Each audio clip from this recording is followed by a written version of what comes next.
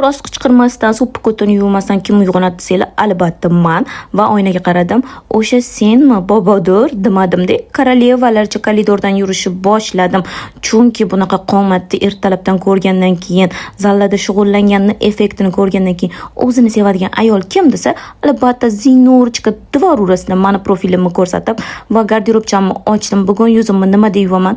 Penka deyorkanman va oldin penkalab tashib, ashulalarni etib, mazza qilib nastroyi ko'tarib oldim. Uyqudan keyin ochilishim qiyin bo'ladi. Albatta endi tishimni yuvmasam bo'lmaydi. Tish yuvmasdan ko'chaga vobshe chiqmayman. Har doim bir mahal emas, 10 mahal ko'chaga chiqsam, 10 mahal tishimni yuvib chiqaman, qoshlarimni tarayman, o'zimga qarayman.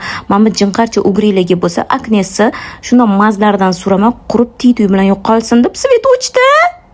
Va yana svet keldi. Masliga hozir banana va milkshake qilishni o'rgataman. Po'stloq qaranglar. Qo'ling sinsin, uyil archmay deydiganlar. Qo'limdan kelgani shu, endi nima qilay? Xolasinglar kelib artib beringlar. Bananni ham boshidan judo qilib po'stlog'ini ayirib tashlaymiz va shuna qilib kesaman o'zimcha. Yengil ixtiro qilmoqchi bo'ldim va o'xshadi. Shuni o'qladim. 1 2 3 da. Qani? Boshladik.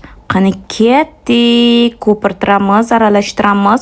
1 2 3 tayyor. Mana endi qo'yib mazza qilib o'tirishga boshqa joy topolmadim. Muzdekina o'tirib oldim va zalga kirib, go'zallikka ochib qo'yib, kayfini qanaqa chiqarishni topib oldim. Qaranglar, ertalabdan o'zimni tomosha qilib, mazza qildim. Tugadi.